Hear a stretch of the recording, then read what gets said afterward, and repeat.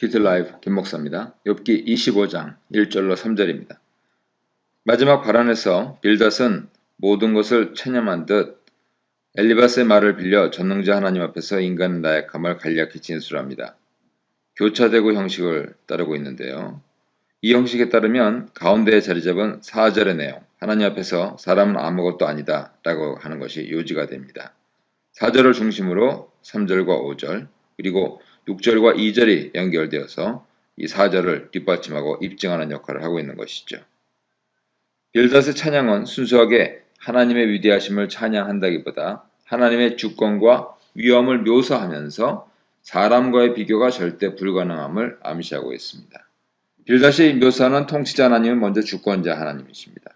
두 번째로는 하나님은 통치자로서 위엄을 가지셨습니다.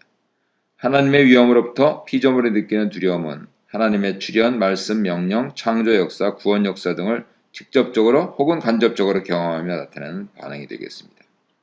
셋째로 통치자 하나님은 그의 주권과 위엄으로 만물과 사람을 위협하고 제압하시는 것이 아니라 평화를 베푸십니다. 넷째로 이 통치자 하나님께는 그의 통치 질서를 보좌하는 천사들과 천사들로 구성된 군대가 있습니다. 다섯 번째로 우주의 통치자이신 하나님 베푸시는 은혜를 누리지 않는 자가 없다고 말합니다. 4절로 6절입니다. 인간을 감히 하나님과 비교할 수 있겠느냐라는 질문이 바로 빌닷의 마지막 발언의 요지입니다. 하나님을 찬양한 후 빌닷은 이 수사학적인 질문을 던지며 부패하고 무능한 인간에 대해 논합니다. 사람은 영적으로나 도덕적으로 온전한 의로움과 깨끗함을 지닐 수 없습니다. 빌닷이 사용하고 있는 사람 혹은 여자에게서 난 자는 유한하고 나약한 인간을 지칭합니다. 미천하고 유한한 인간이 아무리 온전한들 완벽하신 하나님 앞에서 결코 피할 바 못 된다는 것이죠. 3절과 5절은 이럴 성신을 예를 들어서 이것들이 인간 눈에는 위엄이 있고 경이롭지만 하나님의 최고의 위상과 위엄 앞에서는 아무것도 아니다 라고 하는 것을 드러냅니다. 두 구절은 결국 그렇다면 인간은 하나님 앞에서 얼마나 보잘것없는가 라는 4절의 요지를 증명하는 셈이 되죠. 빌닷은 인간을 구더기와 벌레에 비유합니다. 2절과 6절이 연결되면서 4절을 정리하면서 강조하는 구실을 다시 한번 합니다. 벌레 같은 인간은 위엄과 주권을 가지신 하나님과 대조되는 것이죠. 정리하자면 2절로 6절에 나타난 부패하고 나약한 인간상의 주제는 엘리바스가 이미 4장 그리고 15장에서 발언한 내용을 빌려서 되풀이하고 있는 것입니다. 큐티라이브 김목사입니다. 욥기 26장 1절로 4절입니다. 빌닷의 발언을 마지막으로 친구들의 말이 그쳤습니다. 26장에서 욥이 빌닷에게 대답을 하는데 욥의 대답은 특정 친구의 말을 듣고 그 사람에게 답하는 마지막 대답입니다. 욥은 빌닷이 하나님에 대해 안다고 주장하는 것은 일부뿐이라고 일축합니다. 특별히 빌닷을 지목하여서 대답하는 그의 말은 상당히 조소적인 내용입니다. 빌닷을 도움을 주는 자, 구원하는 자, 큰 지혜자, 지혜로운 스승이라고 지칭하면서 놀립니다. 반어법을 사용해서 빌닷의 말에 일격을 가한 욥은 이제 대체 누구의 도움으로 그런 말을 하느냐, 누구의 영감을 받았느냐며 빌닷 발언의 출처와 가치를 따져 묻습니다.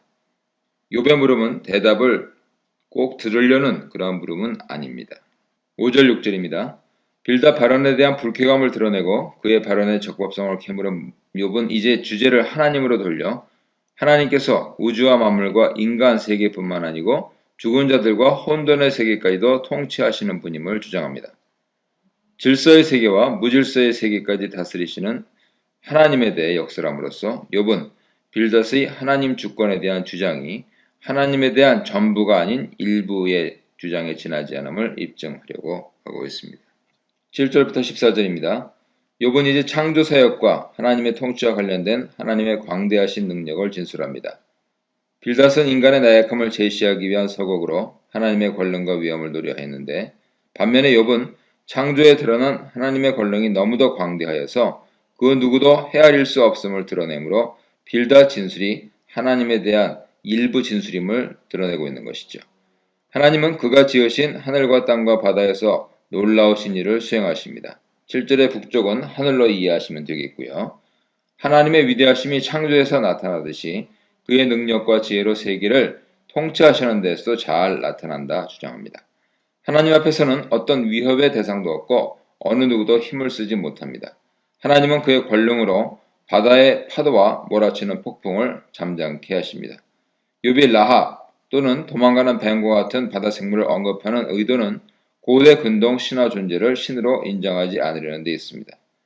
그의 의도는 무적의 하나님을 묘사함으로써 하나님께서 질서와 혼돈의 세계 모두를 권능으로 다스린 분임을 분명히 알리는 데 있습니다. 인간의 제한된 이해 능력으로는 이러한 하나님의 엄청난 일을 측량할 수 없습니다. 욥의 요지는 설령 빌닷이나 친구들이 하나님의 계시를 받아 하나님의 권능에 대해 논박하려 한다 할지라도 그것이 얼마나 미약하고 빙상의 일각인지 깨달으라 라고 하는 내용이 되겠습니다.